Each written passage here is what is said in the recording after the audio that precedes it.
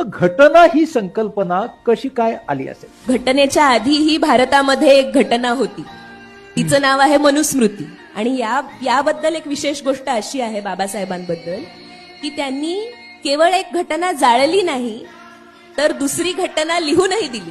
म्हणजे केवळ एका गोष्टीचा नकार करून ते थांबले नाहीत, तर त्याला पर्याय काय असला पाहिजे तो सुद्धा आपल्याला त्यांनी भारतीय संविधानाच्या माध्यमातून दाखवून दिला.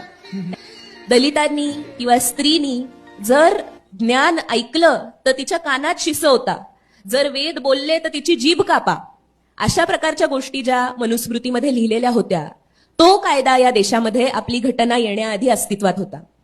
आणि त्यामुळे आपल्या संविधानाचे शिल्पकार डॉक्टर बाबासाहेब आंबेडकर यांनी मनुस्मृतीचं दहन केलं, मनुस्मृती जाळली.